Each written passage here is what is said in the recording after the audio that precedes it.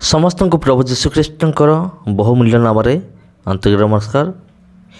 ख्रीष्टर प्रिय भाई भाई मैंने आज भिडियो आम मैंने से जगह को देखा जो जगार प्रभु जीशुख्रीष्ट एक जन्मांध को सुस्थ करते। Welcome to ancient Shiloh. यह हूँ प्राचीन कालर सिलोह। आठी हिब्रू इंग्राजी एवं उर्दू भाषा तीनोटी भाषा ये लेखा अच्छे। जमती तीन प्रकार भाषावादी लोक यह पढ़ी जेपरी बुझीपारती से निमंते तीनोटी भाषार आवेलेबल अच्छे। तेबे ये वेलकम कर सिलोह को भीतर जाइकी आमे माने देखिबा प्रभु जीशुख्रीष्ट केउं जगार एक जन्मांध को सुस्थ करथिले से एरिया को आमे माने देखिबा। तबे प्रिय बंधुगण ए बोर्ड रे किछि लेखा अछि। ए जगह विषय एक छोट इतिहास अच्छे। आपण वीडियो को पोस्ट करिकी आपण पढ़ी पारिबे। जदि आमे पवित्र धर्मशास्त्र बाइबल रे देखिबा और सेठार मध्य एई सिलोह विषय लेखा अछि। हाँ प्रिय बंधुगण सेठी मध्य सिलोह विषय लेखा अछि। तबे एटा हूँ तार एंट्री, एटा हूँ तार भीतर अंश भीतर पाख जहाँ एक बगीचा भली सजाई। हाँ बहुत सुंदर लगुच। आपन किपर लगुच कमेंट करिकी निश्चिंत भाव जनइबे। केडम हाउस उर्दू भाषा इंग्राजी भाषा दुईटी भाषा लेखा अच्छे। ए गृह विषय ए जगह विषय तबे देखंतु आज केते टूरिस्ट ए जगह को आसिकी ए जगह को उपभोग करते। प्राचीन कालर कूओ प्राचीन कालर जगह गुड़िक अति मनमुग्धकर। तबे बंधुगण आ जोटा सिलोह जोटा कुंड सेटा माने टिके डिस्टेंस अच्छी दूरतार अच्छी किंतु यही अंचल हूँ सिलोहर अंचल जोटा आप देखुं। जहन लिखित सुसमाचार 9 पर्व जदि आम पढ़ा एक पदरू सेठी आमे माने स्पष्ट रूपे जानीपर प्रभु जीशुख्रीष्ट किपरि जने जन्मांध को चक्षु प्रदान कले बा देखापी शक्ति देले। आउ एठारे देखंतु गोटे मॉल भली अच्छे। एठी किछि जड़ी बूटी जनित जिनस मिले। आउ पुराना कालर किछि जिनिस संपर्कित विषय भी एठारे मिले। ए सब तेल गुड़िक कौ तेल मु जाने नहीं किंतु एठी किछि विषय मिले जोटा कि आपण निज आखिर आपण देखि पारुथिबे। देखंतु प्रिय बंधुगण ये समस्त विषय कौन मु भी नुआ नुआ देखुचे मु भी जाने नहीं एटा कौन। जदि आपण जानी चंती तबे कमेंट बॉक्स रे कमेंट करंतु। तबे प्रिय बंधुगण जहन लिखित सुसमाचार तार 9 पर्व एक पदरू पढ़ुचे। आपण वीडियो को एंजॉय करिथांतु ता सहित ए जगह को मध्य देखंतु परमेश्वर को वाक्य मध्य श्रवण करंतु। जहन 9 पर्व से जाउथबा समय रे जने जन्मांध को देखिले आ ताहांक शिष्य माने तांको पचारिले हे गुरु किए पाप करिवारो ए अंध होई जन्म हैला निजे ना एहार बापा माँ। जीशु उत्तर देले ए किंबा एहार बाप माँ पाप कले नाही किंतु ईश्वर को कर्म जेपरि एहाठारे प्रकाशित हुए ए निमंते यह घटी अछि। दिन थाउ थाउ मोहर प्रेरणकर्ता कर्म करिबा आम्भमानक कर्तव्य। जो समय कहीं कर्म करि पारे नाही एपरि रात्रि आसुअछे।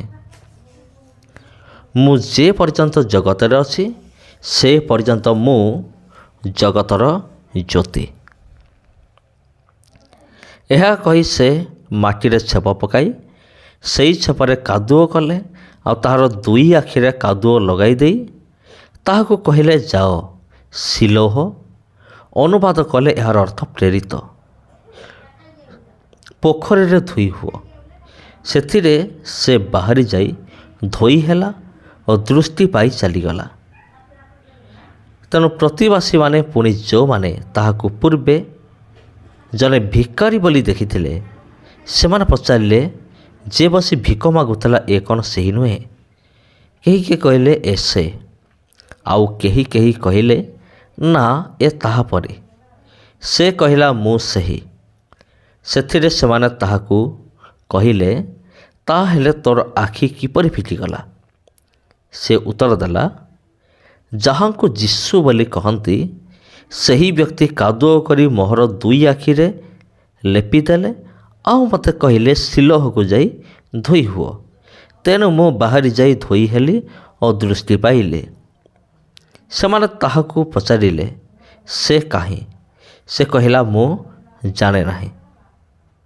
ସିଲୋ ଟ୍ରାଇବ୍ ଅଫ୍ ଏଫ୍ରାଇମ୍। ଇଫ୍ରାଇମ୍ର ଗୋଟିଏ ଦଳ ବିଷୟରେ ଏଠି କୁହାଯାଉଛି। ତାଙ୍କ ସହିତ ମଧ୍ୟ ଏ ଜାଗାର ସମ୍ପର୍କ ଅଛି। ଜଣେ ଭାଇ ଅଛନ୍ତି, ସେ ଏ ଜାଗା ବିଷୟରେ ଏକ୍ସପ୍ଲେନ୍ କରୁଛନ୍ତି। ଚାଲନ୍ତୁ ଆମେ ଆଗକୁ ଦେଖିବା ଆଉ କ'ଣ ଅଛି। 12 ପଦ, ସେମାନେ ତାକୁ ପଚାରିଲେ ସେ କାହିଁ? ସେ କହିଲା ମୁଁ ଜାଣେ ନାହିଁ। ଯେ ପୂର୍ବରେ ଅନ୍ଧ ଥିଲା ସେମାନେ ତାହାକୁ ଫାରୁସୀମାନଙ୍କ ନିକଟକୁ ଆଣିଲେ। ଯୀଶୁ ଯେଉଁଦିନ କାଦୁଅ କରି ତା'ର ଆଖି ଫିଟାଇ ଦେଇଥିଲେ ସେହି ଦିନ ବିଶ୍ରାମ ବାର। ଅତଏବ ସେ କିପରି ଦୃଷ୍ଟି ପାଇଲା? ଏହା ଫାରୁସୀମାନେ ମଧ୍ୟ ତାହାକୁ ଆଉ ଥରେ ପଚାରିବାକୁ ଲାଗିଲେ। ସେଥିରେ ସେ ସେମାନଙ୍କୁ କହିଲା, ସେ ମୋହର ଆଖିରେ କାଦୁଅ ଲଗାଇ ଦେଲେ ପରେ ମୁଁ ଧୋଇ ହେଲି ଓ ଦେଖିପାରୁଅଛି। ତ ଫାରୁସୀମାନଙ୍କ ମଧ୍ୟରୁ କେହି କେହି କହିଲେ, ସେ ଲୋକଟା ଈଶ୍ୱରଙ୍କ ନିକଟରୁ ଆସିନାହିଁ, କାରଣ ସେ ବିଶ୍ରାମ ବାର ପାଳନ କରୁନାହିଁ। ଆଉ କେହି କେହି କହିଲେ, ପାପୀ ଲୋକ ଏପରି କି ପ୍ରକାର ଆଶ୍ଚର୍ଯ୍ୟକର୍ମ କରିପାରେ? ଏହିପରି ଭାବେ ସେମାନଙ୍କ ମଧ୍ୟରେ ମତଭେଦ ହେଲା। ତେଣୁ ସେମାନେ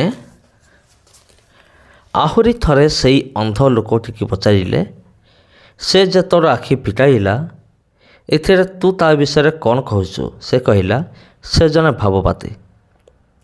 ସେ ଯେ ଅନ୍ଧ ଥିଲା ଆଉ ଦୃଷ୍ଟି ପାଇଅଛି, ସେ ଦୃଷ୍ଟି ପାଇଥିବା ଲୋକର ପିତାମାତାଙ୍କୁ ଡାକି ନ ଖ୍ରୀଷ୍ଟର ପ୍ରିୟ ଭାଇ ଭଉଣୀମାନେ, ଏଇଟା ହେଉଛି ଏକ୍ଜାକ୍ଟଲି ସେଇ ଜାଗା। ଇଏ ହେଉଛି ସେଇ ସିଲୋହ କୁଣ୍ଡ, ମାନେ ଯେଉଁ ଜାଗାରେ ଜନ୍ମାନ୍ଧଟି ନିଜର ଆଖି ଧୋଇଥିଲା, ଧୋଇକି ସୁସ୍ଥତା ଲାଭ କରିଥିଲା, ସେ ଦେଖିପାରିଥିଲା। ତାପରେ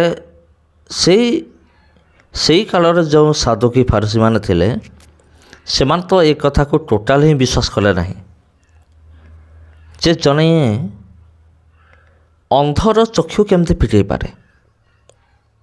କ'ଣ ଏଇଟା ସମ୍ଭବ? ଜଣେ ଅନ୍ଧର ଚକ୍ଷୁ ଫିଟେଇବାଟା ଏଇଟା କେମିତି ସମ୍ଭବ? ଆଉ ସେଥିପାଇଁ ସେମାନେ ଟୋଟାଲ ବିଶ୍ୱାସ ହିଁ କରିପାରୁନଥିଲେ ଅନ୍ଧର ଚକ୍ଷୁ ଯେ ଫିଟିଯିବ, ଜଣେ ଫିଟେଇ ପାରିବ। ପ୍ରଭୁ ଯୀଶୁଖ୍ରୀଷ୍ଟଙ୍କ ଠାରେ ଯେ ଶକ୍ତି ସାମର୍ଥ୍ୟ ଅଛି ଏଇଟା ସେମାନେ ବୁଝିପାରୁନଥିଲେ। ସେଥିପାଇଁ 19 ପଦରେ ଆପଣ ଦେଖନ୍ତୁ, 9:19 ଲେଖା ଅଛି, ସେମାନେ ସେମାନଙ୍କୁ ପଚାରିଲେ, ମାନେ ତା ବାପା ମାଆଙ୍କୁ, ଅନ୍ଧର ବାପା ମାଆଙ୍କୁ, ତୁମମାନଙ୍କର ଯେଉଁ ପୁଅ ଅନ୍ଧ ହୋଇ ଜନ୍ମ ହୋଇଥିଲା ବୋଲି କହିଥାଅ, ଏ କ'ଣ ତୁମମାନଙ୍କର ସେଇ ପୁଅ? ତାହେଲେ ସେ କିପରି ଏବେ ଦେଖୁଅଛି? ସେଥିରେ ତାହାର ପିତାମାତା ଉତ୍ତର ଦେଲେ, ଏ ଯେ ଆମମାନଙ୍କର ପୁଅ ଓ ଏ ଯେ ଅନ୍ଧ ହୋଇ ଜନ୍ମ ହୋଇଥିଲା ଏହା ଆମେମାନେ ଜାଣୁ, କିନ୍ତୁ ସେ କିପରି ଏବେ ଦେଖୁଅଛି ତାହା ଜାଣୁନାହିଁ, କିମ୍ବା କିଏ ତା'ର ଆଖି ଫିଟେଇ ଦେଲେ ତାହା ମଧ୍ୟ ଆମେମାନେ ଜାଣୁନାହିଁ। ତାହାକୁ ପଚାରନ୍ତୁ, ସେ ତ ବୟସପ୍ରାପ୍ତ, ସେ ଆପଣା କଥା ଆପେ କହିବ। 22 ପଦ ଲେଖା ଅଛି, ତାହାର ପିତାମାତା ଯିହୁଦୀମାନଙ୍କ ଭୟ କରୁଥିବାରୁ ଏ ସମସ୍ତ କଥା କହିଲେ, କାରଣ ଯଦି କେହି ତାହାଙ୍କୁ ଖ୍ରୀଷ୍ଟ ବୋଲି ସ୍ୱୀକାର କରେ ତାହେଲେ ସେ ସମାଜଚ୍ୟୁତ କରାଯିବ ବୋଲି ସେଥିପୂର୍ବେ ଯିହୁଦୀମାନେ ଏକମତ ହୋଇଥିଲେ। ତେବେ ଖ୍ରୀଷ୍ଟରେ ପ୍ରିୟ ଭାଇ ଏବଂ ଭଉଣୀମାନେ, ଆପଣମାନେ ଦେଖିଲେ ଏବଂ ଜାଣିଲେ ଯେ ପ୍ରଭୁ ଯୀଶୁଖ୍ରୀଷ୍ଟ ଚମତ୍କାର କରିପାରନ୍ତି ବା ଆଶ୍ଚର୍ଯ୍ୟକର୍ମ କରିପାରନ୍ତି। ଆଜି ମଧ୍ୟ ଅନେକ ଲୋକମାନେ ଅଛନ୍ତି